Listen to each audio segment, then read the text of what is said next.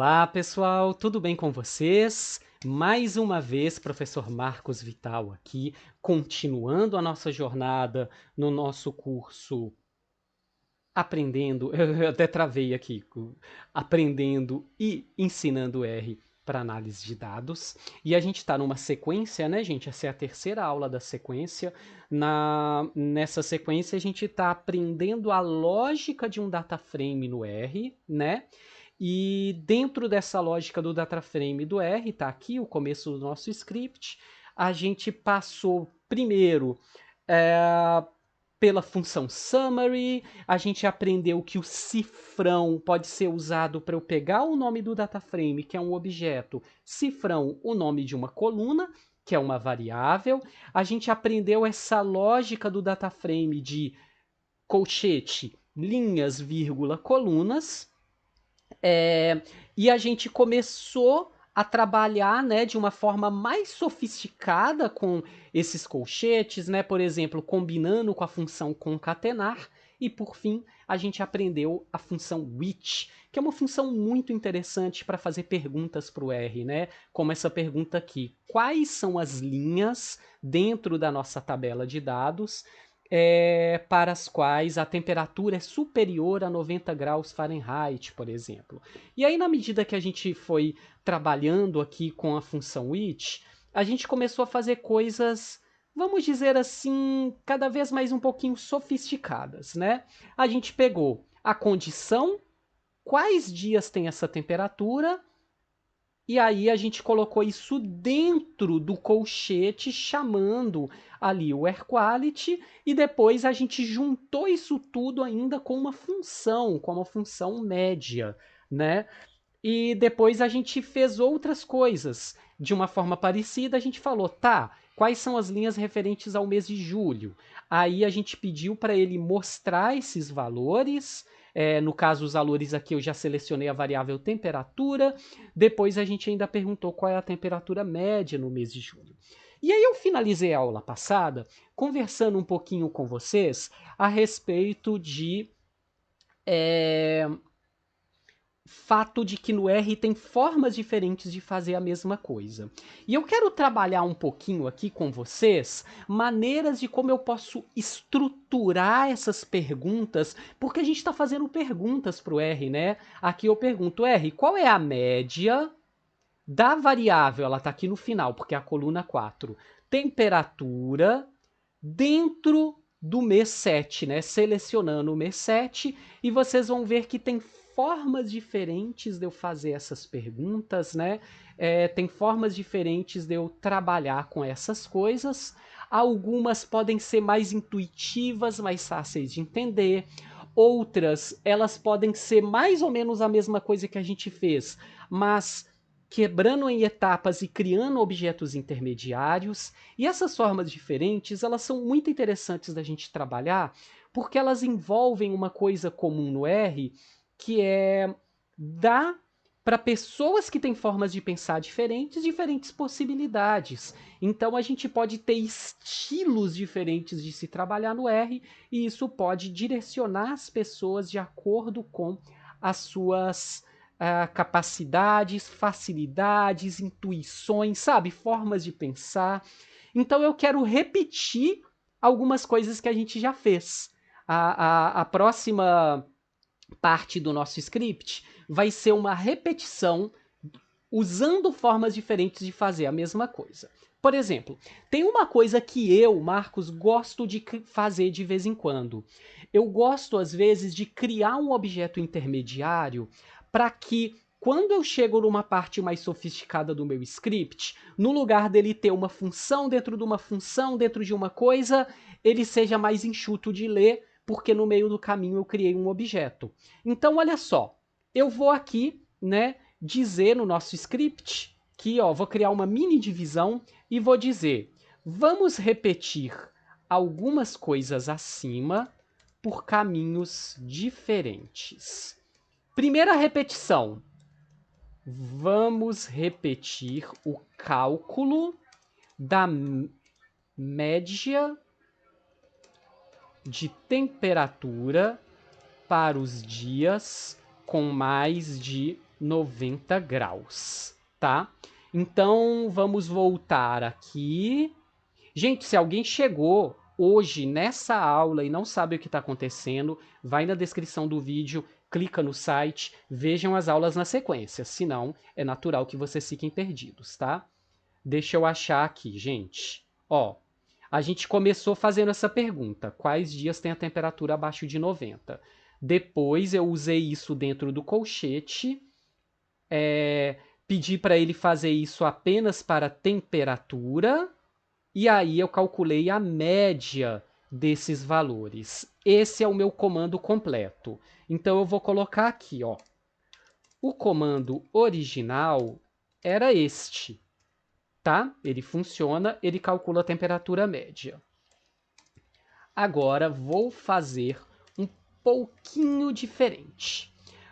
Lembra do que eu falei? De repente eu posso então criar um objeto intermediário. Qual que é a parte para mim que mais deixa cheio isso e me dificulta a leitura? A parte no qual, no lugar do número das linhas, eu pergunto quais são as linhas com temperatura acima de 90. Então eu posso criar um objeto assim, ó. Vamos criar um objeto intermediário. Então é uma forma diferente de eu fazer a coisa. Eu posso chamar esse meu objeto de temp mais 90, por exemplo. Ou se eu quiser, eu posso pôr uns underlines para ficar mais fáceis.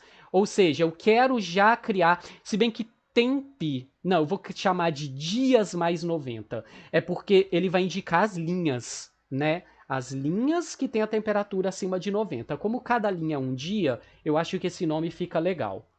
E aí, eu copiei dali de cima e eu vou colar aqui o meu which air quality temp mais de 90. Ou seja, eu armazenei dentro desse objeto, ó, esse objeto, eu vou chamar ele aqui no console para vocês verem. Eles são aquelas linhas.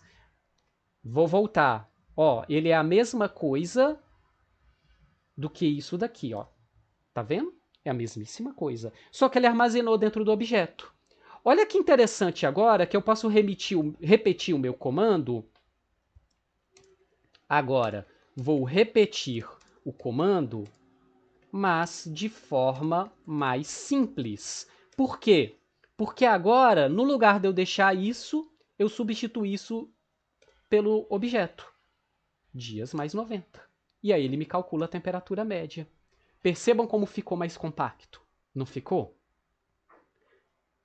Algumas pessoas podem estar olhando isso e pensar, nossa, que legal, eu acho muito mais fácil ler isso. R, calcule a média da coluna 4, né, que está aqui no final da minha base de dados AirQualities, apenas para os dias com temperatura acima de 90. Dias com temperatura acima de 90 é essa função, é esse uso do which. Só que eu armazenei num objeto, e aí o meu comando ficou mais compacto. Algumas pessoas podem estar olhando e pensando, cara, que legal, gostei muito mais de fazer dessa forma. Então siga assim. Outras pessoas podem estar olhando e pensando, não, cara, você criou uma etapa intermediária. Eu prefiro fazer isso numa função só, porque o que era uma linha agora virou duas linhas. Por um lado, o comando fica mais compacto, por outro, eu tive que fazer uma etapa a mais. O que é melhor? Aí vem aquela minha resposta. O melhor é o jeito que você sabe fazer. Você acha um desses dois jeitos mais intuitivo, mais fácil? Siga por ele. Você acha que tanto faz? Então tanto faz. Importante que a gente consiga ler o comando e entender o que a gente está fazendo. Isso é importante. Tudo bem? Agora eu quero trabalhar com outra coisa aqui. Tem uma outra questão que me incomoda. E aí a gente vai quebrar ela agora. Eu nem vou repetir os dois comandos, né? O outro eu não preciso repetir ele. Não, vamos fazer esse com a questão do mês de julho, então. Qual é a temperatura média do mês de julho? Ele também vale para esse. O que eu vou ensinar agora também vale para isso que a gente acabou de fazer. Então vamos lá. Opa! Agora vamos repetir de outra forma o cálculo da temperatura média do mês de julho. Olha, quando eu calculei a temperatura média do mês de julho, eu fiz assim. O original foi assim. Sabe que tem uma coisa que eu não gosto nele? Eu não gosto dele do fato de eu chamar a temperatura média usando o número da coluna. Sabe por quê? Porque eu posso errar. Veja, eu clico, olho, e se no lugar do temp eu colocasse sem querer a coluna 3, que é a variável wind? Aí eu poderia colocar aqui, ele fez e calculou uma média. Ele não me deu erro. Porque em nenhum momento eu disse para o R que eu quero o cálculo da variável temperatura. Eu disse para o R que eu quero o cálculo usando a coluna 4. A coluna 4 é uma coluna. Eu, Marcos, e vocês que estão assistindo, nós sabemos que coluna 4 é temperatura porque está aqui. Mas percebam que isso é meio arbitrário, né? Se eu digito errado o número da coluna, o R não vai me avisar que eu errei. Será que não tem uma forma de eu usar o nome da coluna, que é temp? Eu tenho um problema. Quando o R conversa comigo com linhas, vírgula, coluna, o que está dentro do colchete tem que ser número. Então, AirQuality cifrão month igual a 7 me retorna as linhas que atendem a esse critério. Então, ele entende que isso é, né, quando eu coloco isso, ó, AirQuality month, se eu jogar ele assim, né? Ah, desculpa, gente, aqui ele mostrou true e false. Perdão. Se eu fizer isso, desculpa, tá? Vamos lá. Assim, ele vai me mostrar todas as linhas que tem o mês 7. Aqui, eu sou muito explícito, porque o valor do mês é 7. Então, eu sei o que eu estou escrevendo e eu não tenho como me confundir. Eu quero o mês de julho, o mês de julho é o número 7. A gente tem essa associação meio inequívoca. Mas coluna 4 não usa o nome temperatura. E eu não posso substituir aqui por AirQuality cifrão temp. Por quê? AirQuality cifrão temp não é um número. Ele é o nome, ele não vai associar isso à numeração da coluna. Então eu tenho que fazer diferente.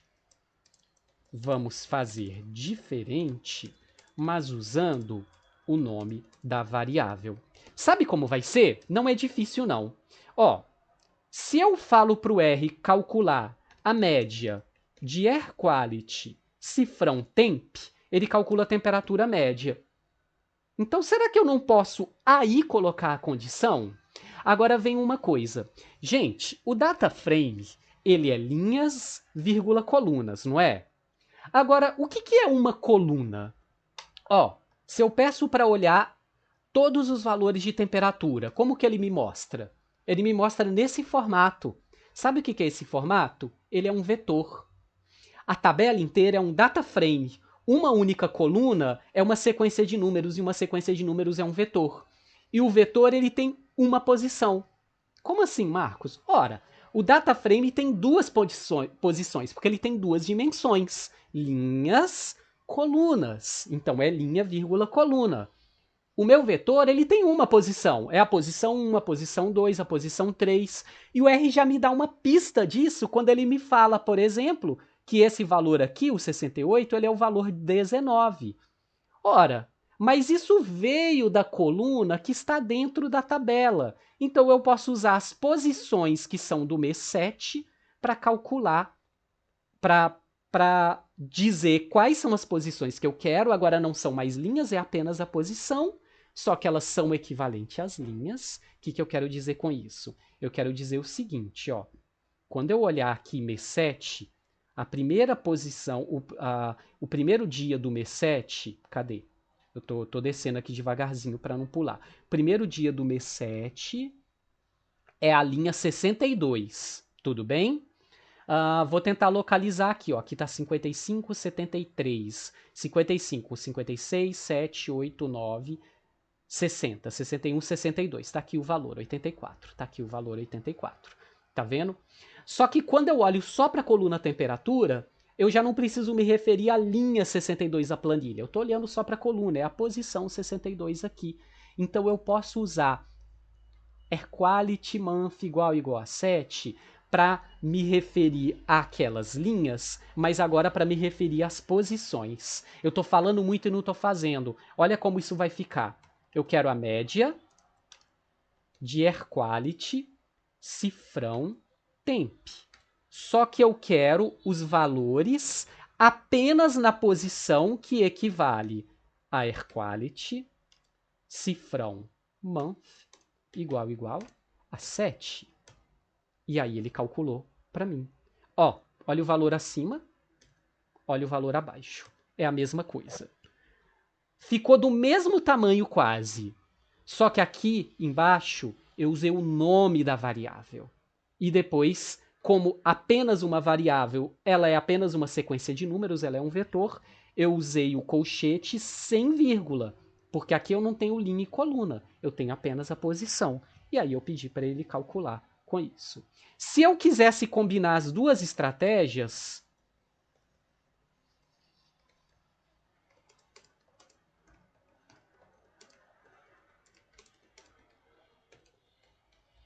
eu posso falar assim, julho é airQuality cifrão month igual a 7. Aí agora eu calculo isso desse jeito. Julho. E ele calcula igual. Eu acabei de mostrar um monte de variantes de coisas que a gente já fez. O que é o melhor? Repito, é aquilo que você entende. Só dar um alerta. Se eu quero calcular a temperatura média por mês, fazer desse jeito não é o melhor jeito. Tem um jeito mais fácil. Porque eu tenho vários meses e eu não quero ter que repetir para o mês 6, para o mês 7, para o mês 8, para o mês 9, né? Eu vou mostrar isso para vocês depois. Vai ter uma função super mão na roda que vai resolver esse tipo de coisa. Mas não é hora da gente trabalhar nisso agora. Agora é hora, então, da gente fechar. E eu quero fechar essa aula, ó, vou salvar meu script. Agora sim, eu quero fechar essa sequência tentando fazer vocês, então, refletirem sobre como o R é flexível, como o R permite eu trabalhar de formas diferentes e como eu sou capaz de traduzir uma coisa que eu penso. Eu quero calcular a temperatura média apenas para o mês de julho. Então, eu vou perguntar para o R, quais são os dias, quais são as linhas que se referem ao mês de julho. E aí eu tenho algumas formas diferentes de contar isso para o R na hora de pedir para ele calcular a temperatura. Aqui, por exemplo, eu fiz da forma que ficou mais compacta, que é calcule a média da variável temperatura apenas para as posições que são referentes ao mês de julho. Sendo que as posições do mês de julho, eu criei elas, né, antes. Então, a gente está conversando com o R, a gente está falando com ele. E é muito legal pensar que se eu consigo fazer o raciocínio expressar numa frase, então tem que ter uma forma de eu traduzir isso para o R. É lógico, é uma questão de lógica que se eu posso formular a frase, eu quero calcular a temperatura apenas quando o mês for julho, então eu tenho que ter uma forma de traduzir isso para o R. A gente viu agora que, na verdade, eu tenho mais de uma forma de traduzir isso para o R, mas está tudo bem, faz parte do nosso processo ter mais de uma forma de traduzir isso para o R. Beleza? Hoje, ou nessas 3 aulas, a gente aprendeu várias coisas e eu quero que vocês foquem muito na lógica dos colchetes, na lógica de como um data frame funciona no R e nos vários usos que eu posso dar para a função which e outras formas que eu posso usar o colchete para selecionar coisas que eu quero. Volto a repetir uma coisa. Se você está acompanhando, está entendendo tudo, só segue. Se você está acompanhando, está com muita dificuldade, eu sugiro, primeiro, se possível, assistir de novo, com calma, mas também chegar num ponto que, ok, eu vou seguir mesmo se eu não aprendi tudo direitinho. Porque acontece que algumas coisas, elas são sim cumulativas, mas a gente vai vendo elas de novo e vocês devem ter notado que eu gosto de explicar as coisas com calma. Então, na medida que as coisas vão ressurgindo, eu vou tentar trabalhar nelas com calma, com vocês, com cuidado, com carinho, de tal forma que vocês não precisam se estressar de aprender 100% tudo, porque as coisas vão voltando, eu vou repetindo, eu vou retrabalhando. Então, vamos com calma, vamos com tranquilidade, seguindo na nossa aprendizagem em R. Tudo bem? É isso então, encerramos esse pequeno ciclo. Eu sei que o grau de complexidade pode estar ficando grande, mas tem muita coisa no R que vai ser simples, algumas são mais duras de entender, porque a gente não está acostumado com a lógica de uma linguagem, ao mesmo tempo que quanto mais a gente pratica, mais a linguagem vai ficando natural e mais algumas coisas que antes pareciam complicadas vão ficando simples. Pode ser que alguém que está achando muito difícil essa etapa, daqui a umas 5, 10 aulas, olhe e pense, cara, isso era tão simples, agora eu entendi tudo. Então vocês podem retornar numa aula como essa no futuro. Em algum momento, se eu achar importante, eu posso mencionar. Gente, isso que a gente está fazendo aqui, a gente viu numa aula anterior. Se você está em dúvida de como era isso, volta. E aí pode ser que nesse momento, quando você volta, você já tem mais vivência com R e você fala, ah, agora eu entendi. Então a gente tem que seguir com essa tranquilidade, não ficar se frustrando, não ficar batendo muito a cabeça numa coisa que está difícil, porque a gente vai, volta, a gente revisita, a gente repensa, a gente olha por perspectivas diferentes. Beleza? Joinha. Depois, em outro momento, eu vou explicar o que foi aquele negócio cheio de true e false. Algumas pessoas atentas podem ter notado que o mês de julho ele ficou como um logi, de logic. É outro tipo de objeto, um objeto lógico. Ele significa outra coisa, mas eu não quero me preocupar com essas explicações agora. Eu prefiro que elas surjam na medida que a gente precise delas. Beleza? Gente, vamos encerrando aqui e vamos seguindo. Abraço e até a próxima aula. Valeu!